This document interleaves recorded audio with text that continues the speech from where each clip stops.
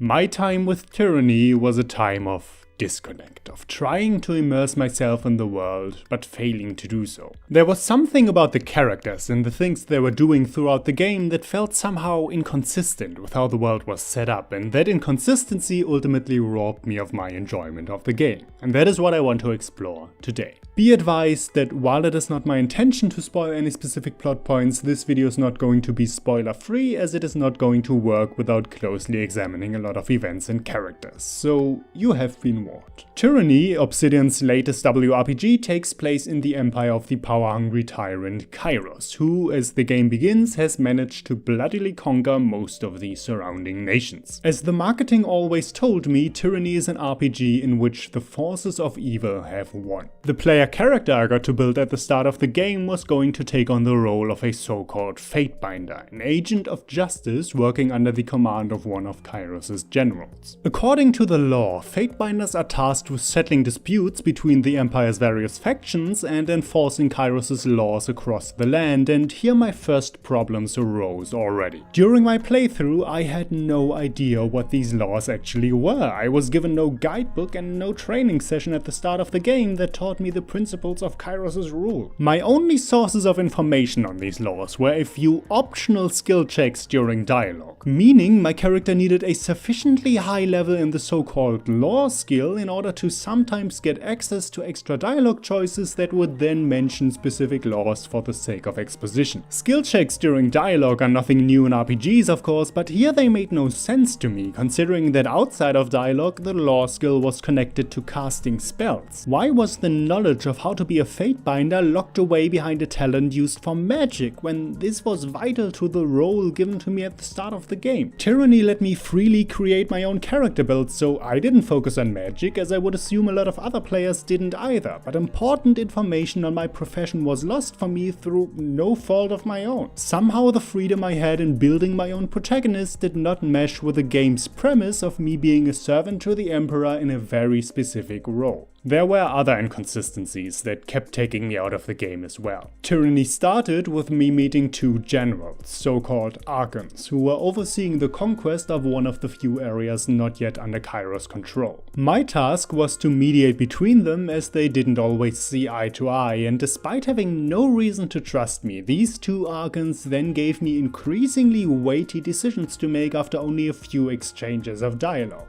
I was taken in to plan an assault on an important enemy fortress, and for some reason they let me decide on how best to proceed. I thought a Fatebinder's role was upholding Kairos' law. When did I become an expert on military strategy, I wondered. And not only that, next thing I knew, I was spearheading the assault I had just planned and given the extremely important task to infiltrate the enemy keep so that I could open the gate from the inside. By doing so, I basically won the fight by myself and of course kept all the glory. So, law enforcer, military strategist, and now special forces commando too, I guess. I still didn't get what exactly this had to do with me being a mediator. From that point on until the end of the game, Tyranny just kept giving me weirdly contradictory things to do, not befitting at all what I felt was my station within the Empire. The Archon of Justice, who commands all Fatebinders, sent me to work for one of the other Archons I had helped out earlier. I was supposed to pretend to be an ally, but secretly gather evidence on crimes the armies had committed during the conquest. This essentially made me an undercover investigator, which was yet a new role. The Archon I was spying on, meanwhile, treated me as just another one of his soldiers. Despite knowing that I was a Fatebinder and not one of his lackeys, he sent me to run errands, help out his soldiers, and fight local resistance cells for him. There was a lot of combat, but my role as a mediator and law enforcer became incidental at best. And not only did all the fighting make my actual role in the Empire less and less relevant, I also kept defying my own rank during these events. By looting old temples and raiding enemy camps, my character became wealthier and more powerful. I kept gathering rare artifacts, took over ancient magical spires that somehow responded to my presence, and continuously made a name for myself far beyond what should have been the limits of my position. After all, I was just a mid-level agent. I was just one of many Fatebinders working for an Archon who himself was still subordinate to Kairos. Yet eventually barely anyone had the power to stop me. Over the course of the game, I became one of the mightiest players within the Empire. I felt like I had been here before, like this was some kind of routine I had played through in many other RPGs, except in this one it didn't fit. In my mind, the story of me rising as a new power to be reckoned with clashed with a modest role I had been given at the start of the game, and that I was so eager to fulfill, but rarely allowed to. All these inconsistencies were ultimately too obvious to ignore, and they took me out of the game way too frequently to enjoy it. So what had happened? How did Tyranny fail to be believable and consistent? It was obvious that the game gave me the well-defined role of a Fatebinder, but very little of what it made me do seemed to fit that definition. I had way too much freedom. I went through a variety of tasks that contradicted who I was supposed to play, and that is where Tyranny went wrong. If you ask me, Obsidian created an insider protagonist but made him play like an outsider protagonist. Let's talk about what these terms mean. The type of main character many if not most RPGs feature is what I'd like to call the unbound protagonist, or indeed the outsider protagonist. The outsider protagonist is a character with a very loose connection to the world and the events he finds himself in, usually someone with an only vaguely defined past. Wherever he goes, he has very few relations to or predetermined ideas of anything surrounding him, and thus only the player's morals and values are his guide. In Baldur's Gate and Neverwinter Nights 2, for example, the player characters start off in small, insignificant villages that get destroyed within the first hour of each game, thus forcing them to venture out into the world for an entirely new story. The eradication of everything the player character has ever known is almost symbolic of the player character ceasing to exist as a person and the player himself taking over from that point onward. Other RPGs show similar motives too. In Pillars of Eternity, the main character is a settler looking for a new beginning in an unknown part of the world. In Arcanum, the protagonist crash lands a zeppelin in the middle of nowhere, and in Fallout New Vegas, the player takes on the role of a courier out for revenge against someone he, as well as the player, don't even know. Hell, it's not even only Western RPGs. Japanese transfer students, anyone? The advantages of setting up this type of protagonist are fairly obvious. They are basically free to be and do whatever they please, and that is especially useful in RPGs. Defining your own character through making decisions, associating with various factions, choosing your own ways to deal with problems, and role-playing and alignment are a huge part of an RPG's appeal. An outsider protagonist can justify working with anybody because with no real ties to surroundings, he isn't by default bound to any rules. He can freely travel the lands and gather as much wealth and power as he sees fit, just as I did in Tyranny. I got my tasks from certain archons and could work with them, or at any point betray my alliances and do my own thing. Outsider protagonists aren't unique to the role-playing genre either. Characters like Nathan Drake or Lara Croft have relationships to some people, but they are for the most part not bound by any rules or organizations and have no superiors to take orders from. They are guided only by their own morals and thus can set off to whatever adventure they please. These protagonists that are free to follow their own conscience allow even non-RPGs to take the player into a much greater variety of both story and gameplay scenarios compared to someone obeying obligations and rules. Listen for example to this discussion snippet about Kat, the main character of Gravity Rush. And so what makes her an interesting contrast to the rest of the world is that in a society with a lot of class, like people sort of know what their class is and what their like quote unquote rank is, and like they kind of operate there. And whereas Kat comes in and like interacts with everyone and just doesn't understand like why are the rich people being dicks to like the nice people down below, and like she's just so oblivious and ignorant to it in a way that's it's really charming because she just wants to help people. And so then as a player you get to interact between those classes, and your character revolts in a way that's a little bit different than the way that Kat does, but she provides like a nice perspective into the world because she comes in without sort of any preconceived notions of who these different people are.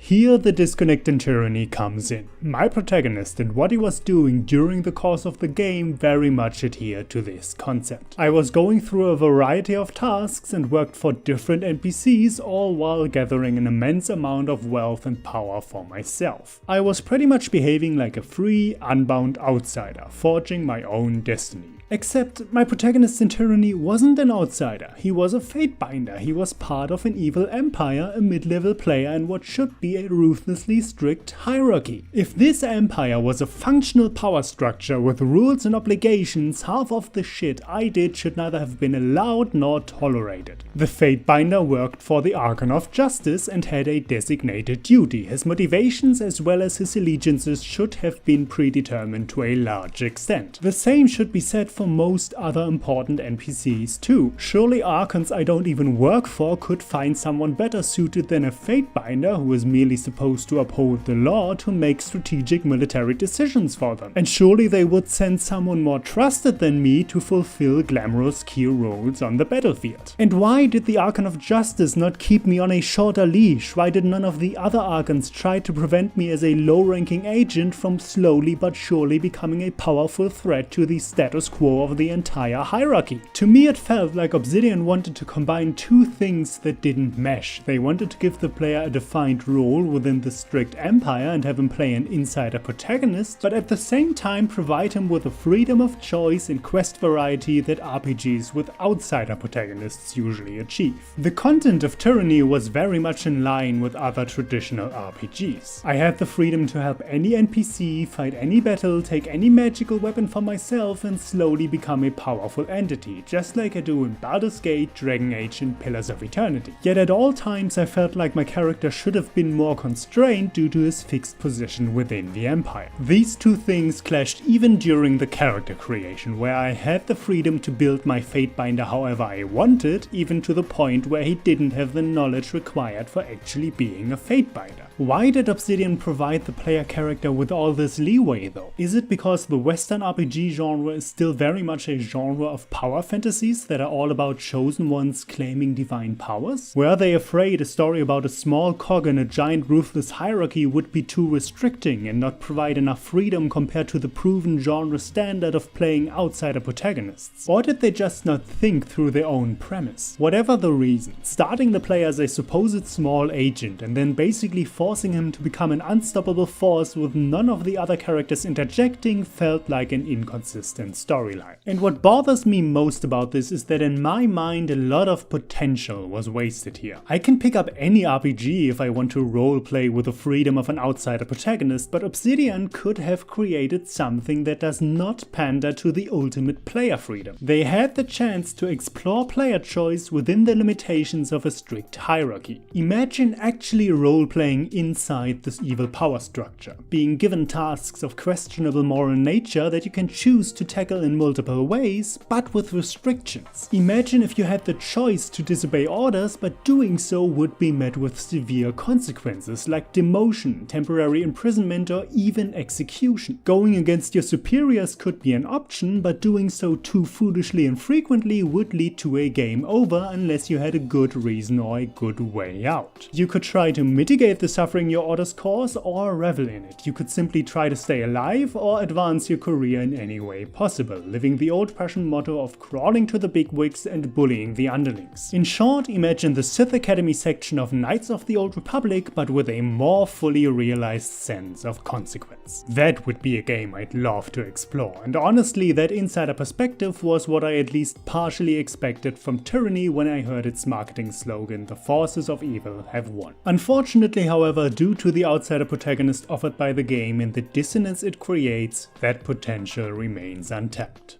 Damn shame. Bouken, signing out.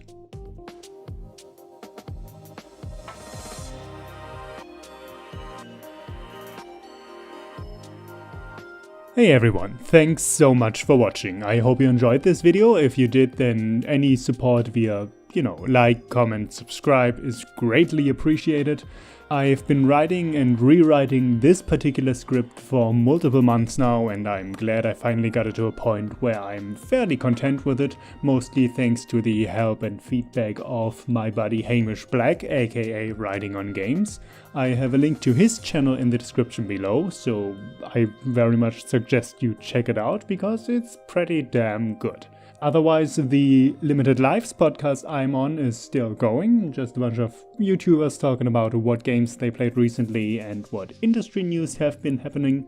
And if none of that shit interests you, then I still hope to see you on my next video. And until then, bye bye.